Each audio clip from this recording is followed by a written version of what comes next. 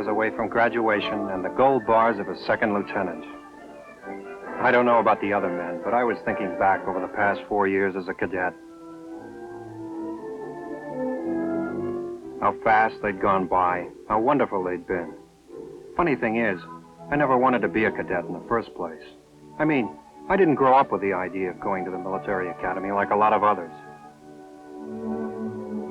In fact, even when I was in high school, I didn't know where I was going to college. Who knows what might have happened if a bunch of us hadn't gotten together for a Coke that day. All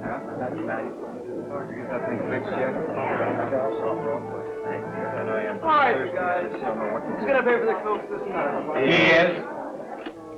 $30 for 2 new tires last That car's running. You gotta watch that. What money on that? Well, what do you know? Walter's going to the Ivy League. Why not? Dad said you can't beat them for liberal arts education. And for prestige. What about you, Doug? Where are you headed? I don't know yet. Hey, old buddy. I thought you were coming to state with us.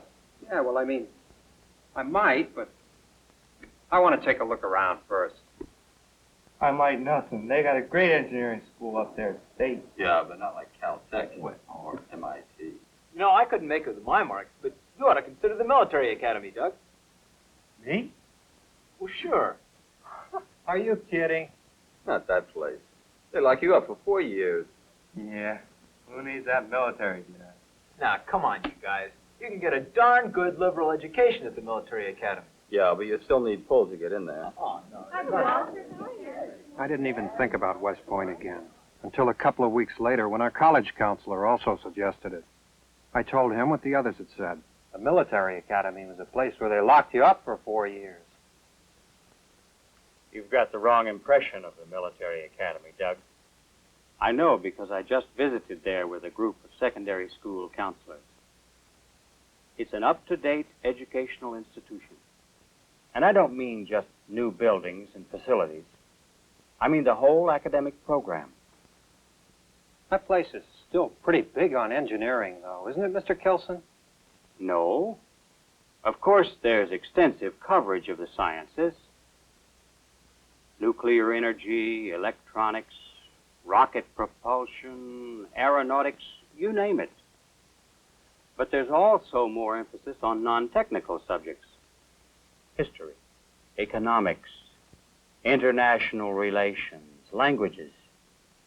That's because the academy graduate today could just as well find himself sitting around a diplomatic conference table or in charge of a nuclear energy plant, as in command of troops.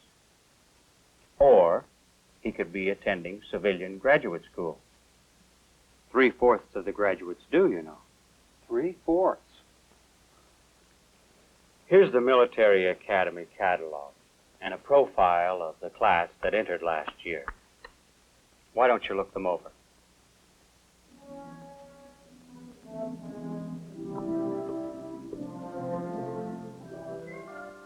Well, thank you, Mr. Kilson, but I'm really not interested.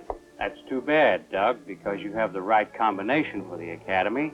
Good marks, athletic skill, leadership ability. Of course, you might not be able to qualify. The competition is pretty stiff. Maybe you'd better think in terms of some other college.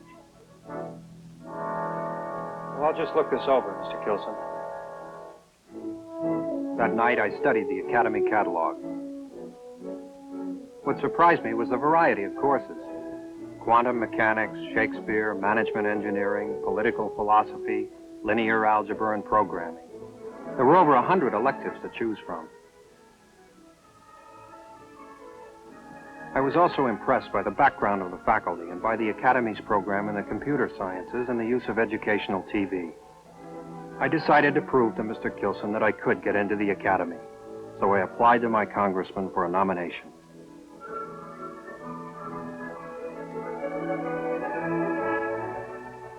He asked me to send my school record to a civilian selection board, which then interviewed me. I guess I did all right, for the congressman wrote and said that he took the board's recommendation and would nominate me for an appointment to the military academy. During my senior year in high school, I was notified to take the 3-part qualification exam. medical, physical aptitude, and college board tests. Even if I did qualify, I still wasn't sure I wanted to go. I knew of the fine athletic program, and that interested me, but, well, I just have to wait and see. Then one day my letter of appointment came, and you can guess how the folks acted. You'd have thought I'd been elected president or something. I knew I'd miss my friends if I accepted. Still, it felt good to be picked, to qualify for a college with such high standards.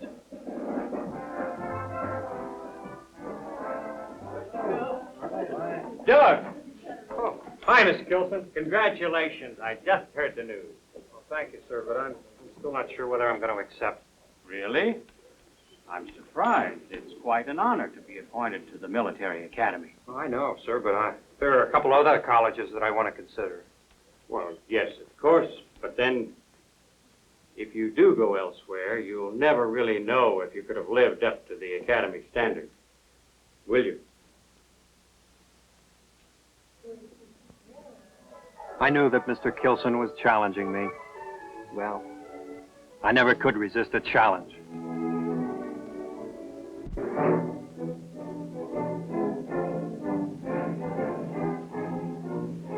The first day as a plebe, I'll never forget. I guess no graduate ever does. I sure had a lot to learn about the academy, even though I'd been there on sightseeing trips and to Army football and hockey games. West Point is open to the public. Anybody can drive right in. But I sure had no idea what life was going to be like as a cadet. But that hair is atrocious. You're at West Point now, and we're going to make a cadet out of you. Although it's officially termed New Cadet Barracks, we plebes soon learned why everyone calls this introduction to cadet life Beast Barracks. Jimmy MacArthur's message. Sir, General MacArthur's message. From the Far East, I send you one single thought, one sole idea, written in red on every beachhead from Australia to Tokyo. There is no substitute for victory. The commander of the new cadet battalion is the king of the beasts. He and his staff have the responsibility of making cadets out of civilians, and they take their jobs seriously. Under the supervision of the tactical officers, the cadet detail provides basic military training, which includes plenty of marching and drilling, PT, and a taste of soldiering in the field using modern combat weapons. They also make sure that new plebes become familiar with the standards of the Corps of Cadets and with the Cadet Honor Code. The Honor Code was established according to the precepts laid down by Colonel Sylvanus Thayer, father of the Academy. It means simply that a cadet shall not lie, cheat, or steal, nor condone anyone who does. Rigid adherence to an honor code and system may seem harsh, especially when the Cadet Honor Committee has to recommend that a cadet be dismissed from the Corps. But on the battlefield, integrity is a life and death matter. An officer's word must be relied upon without question. There were times that first summer when I didn't think I was going to make it, especially when I heard from my buddy on vacation. But whenever I felt like quitting, I said to myself, try one more day. If thousands of others could make it, you can too. And I did. At the end of August, we were formally presented to the Corps. We were no longer new cadets. We were now plebes and members of the Corps. As we marched along the plain, I felt proud. I knew I had met the Academy's first challenge. That fall, when the academic program started, I began to feel as though I was going to college at last. The aim of the Military Academy today is to give you a general education in both the arts and sciences, along with a broad military education. During the school year, 80% of the time is spent in academics and 20% in military training.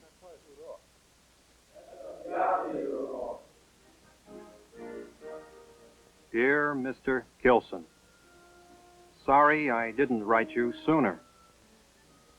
You were right about the academic pace here. It's plenty tough. Take plebe math, for example. So far, we have covered vector analytic geometry, much of calculus, and linear programming. Now we are into differential equations. Mr. Bell, we'll have you discuss your board first, please. Yes, sir.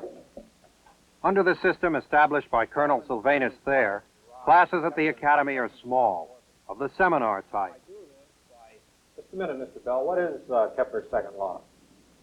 Sir, the radius vector from the sun to a planet sweeps out in equal areas. Classroom participation is stressed, and there are frequent quizzes.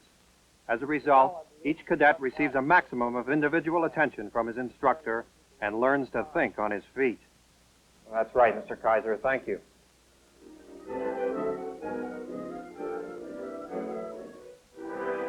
My marks that fall averaged 2.7 out of a possible 3.0.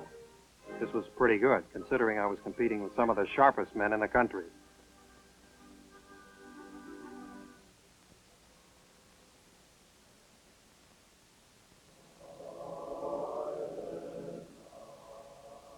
Before I knew it, it was Christmas time.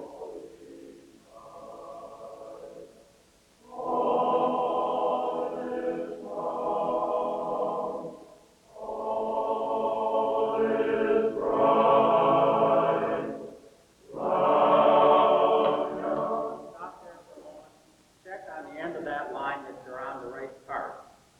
All is bright. Sure you know star bases?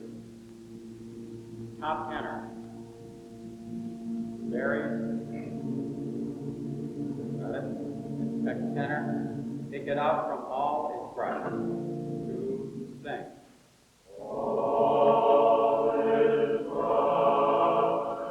I was glad Academy policy had changed, so that now plebes too got Christmas leave. We worked long and hard for 6 months, and we were ready for a break.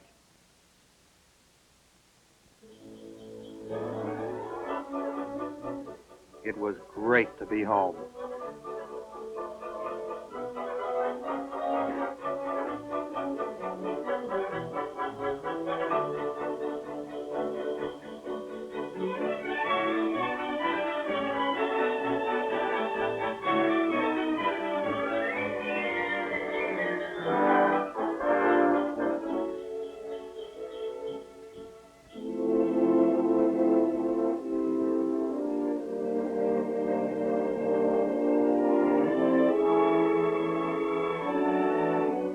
When I got back, I was a few hours early, so I took a walk around. West Point is our nation's oldest continuously occupied military post. With links to the past, as solid as the links of the great chain General Washington used to block the Hudson River to British shipping.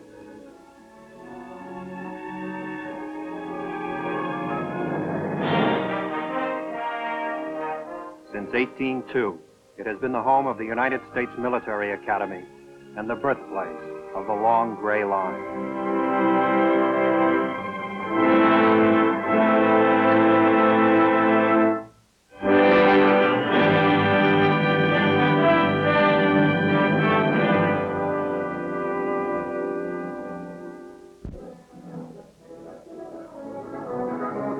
That first spring was a busy one.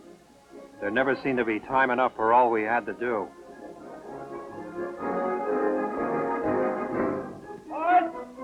Hey! But you learn to live with the routine of the military academy. And you learn to handle the academic work. Of course, it helps to have a fine new reference library and someone to study with on a weekend afternoon. That's always something that surprises people. That the academy is co-ed on weekends, just like a lot of other colleges.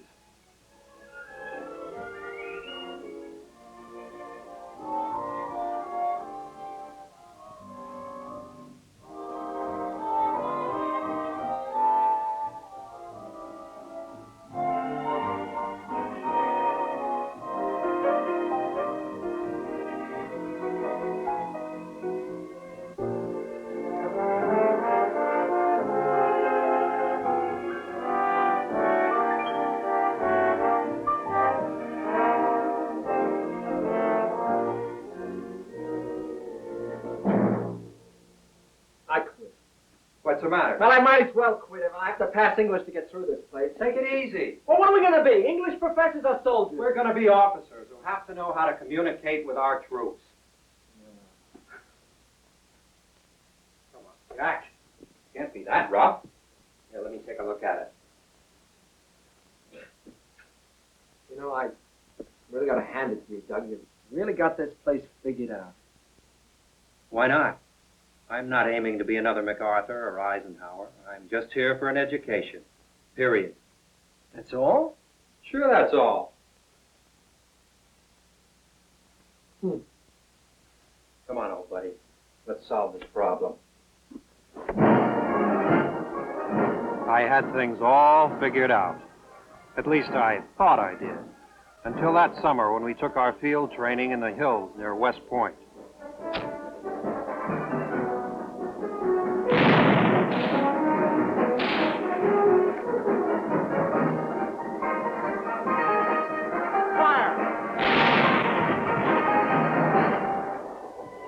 When I was riding home, it suddenly struck me. Soldiering at Camp Buckner had turned out to be a real kick. Particularly our Recondo training.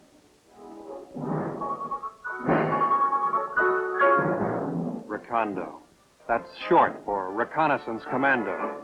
A combination of mountaineering, hand-to-hand combat, and making like G.I. Joe, revolutionary style.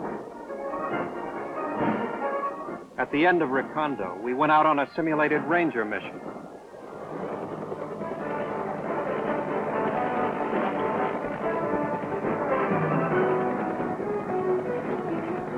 Take it from me, you sure learn a lot about responsibility when you're the one who has to lead a patrol through enemy territory and launch a surprise attack.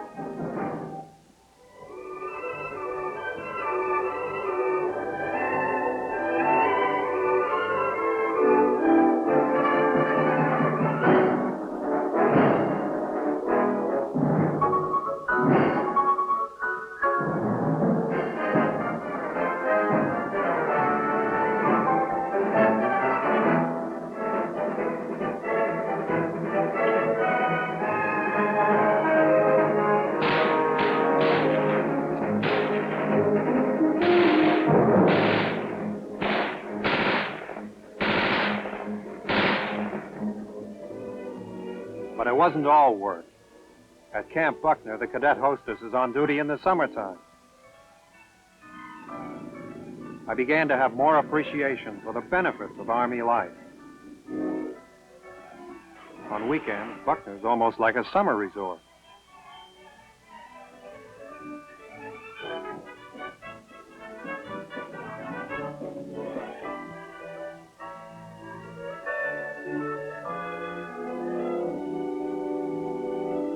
You can count on Lake Popalopan.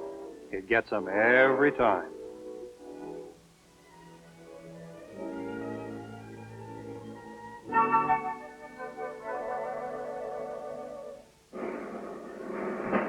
When I reported for classes that fall as a yearling, I felt far removed from the plebe of the previous year.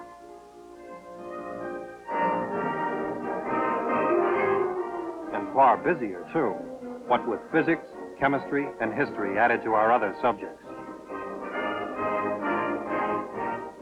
The laboratory facilities were modern and continually being improved. In particular, I enjoyed our experiments. The problems our instructors assigned were challenging. Many of our instructors also made use of the closed-circuit television facilities.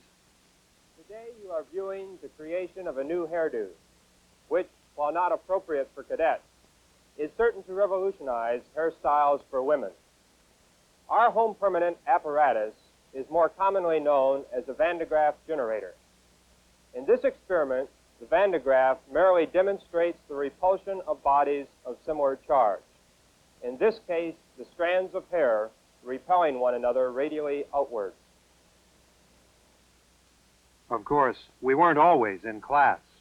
There was studying to be done in the barracks, and there were more than 60 organized extracurricular activities to choose from. I worked on the class committee, and I was selected for the cadet choir. I will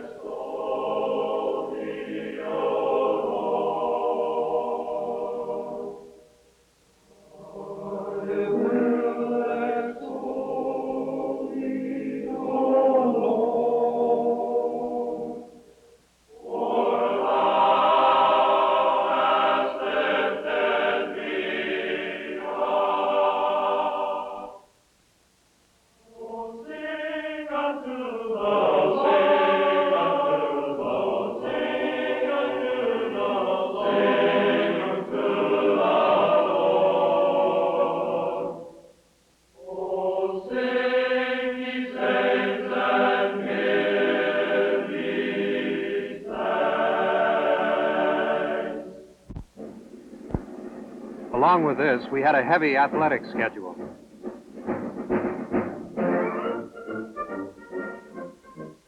The United States Military Academy athletic program has been labeled by some experts as the best in the world.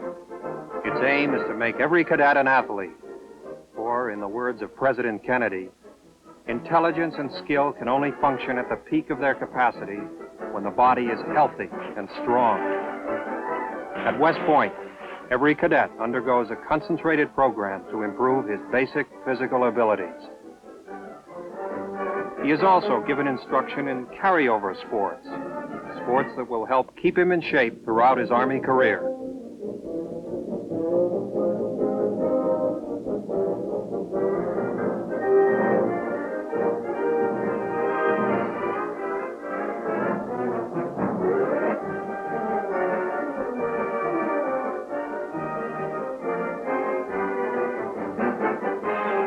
And let's not forget the spectator sports.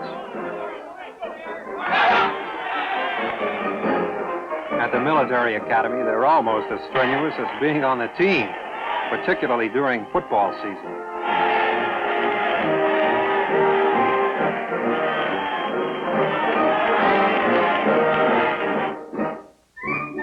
My second-class summer, I served as a squad leader during new cadet barracks.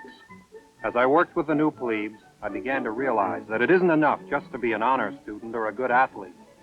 By the time he graduates, every cadet has to be ready to accept the responsibilities of leadership. He has to prove himself as a cadet, as a man, and as a leader.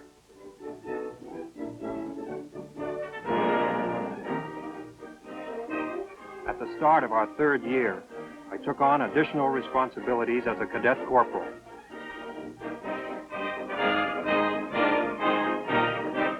The academic program broadened out still further when, as second and first classmen, we studied military and constitutional law, history, international relations, political philosophy, economics, and military psychology and leadership.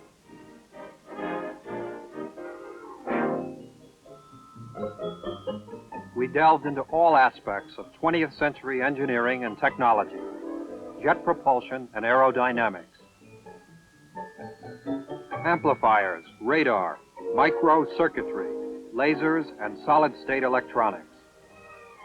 We studied nuclear fission and fusion and radiation detection,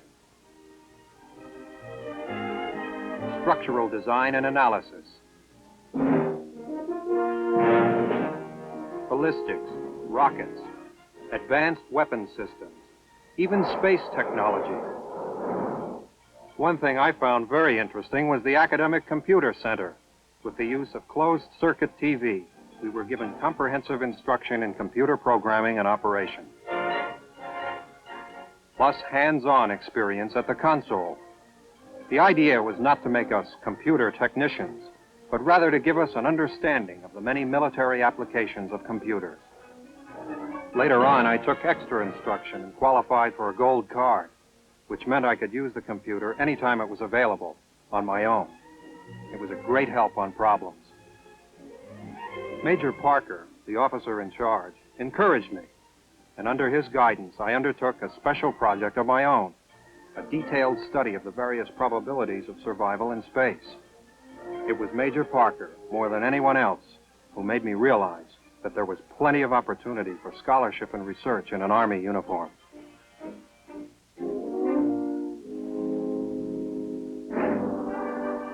Throughout our 4 years at the Academy, we continued our military training. Here are some exact replicas. We studied the art of warfare, ancient and modern. Have any questions on the weapons? Mr. Davis. Sir, how was the paper cartridge used? The paper cartridge, all right. One requirement for the Revolutionary War soldier was that he had his own teeth. He had to bite off a portion of the cartridge and pour powder in the pan, close the frizzen, and he would pour the remainder of the powder down the bore, followed by the... From your ranks, said General MacArthur, come the great captains who hold the nation's destiny in their hands. We learned about our heritage, not only the leaders of our armies in times of war, Grant, Lee, Pershing, Eisenhower, Bradley, and Westmoreland. But also many of the explorers, engineers, educators, and statesmen who conquered the West and helped build this country into a great nation.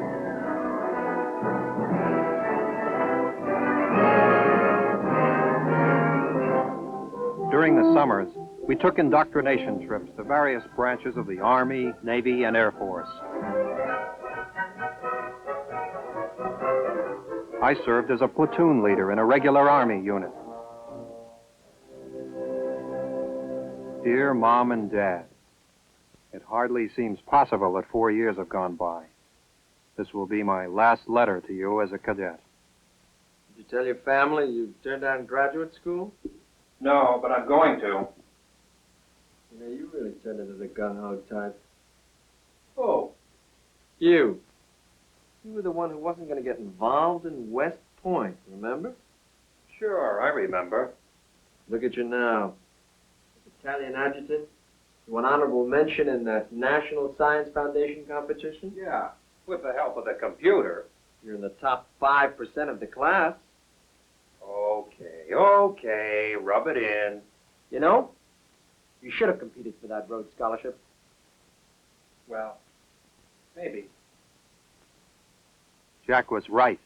I had changed. Dad, remember I wrote you about the chance I have to go on to graduate work? I've decided, however, to take Ranger and paratroop training and go to a troop unit first. In a couple of years, I'll have a tour of duty as a graduate student at a civilian university.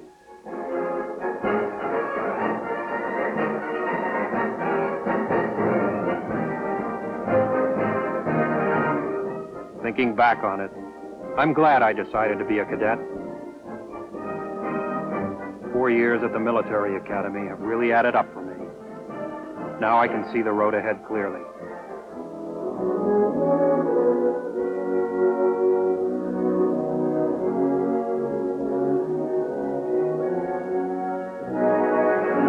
There are opportunities for many careers in the Army. I know now that this is the way I want to go. This is the way I'm going to achieve my personal goals. Not that it will be easy. What lies ahead is the biggest challenge of all. But I feel prepared. I feel equal to it, for along with 1,000 other young men, I've met the challenge of West Point. I know this isn't the end.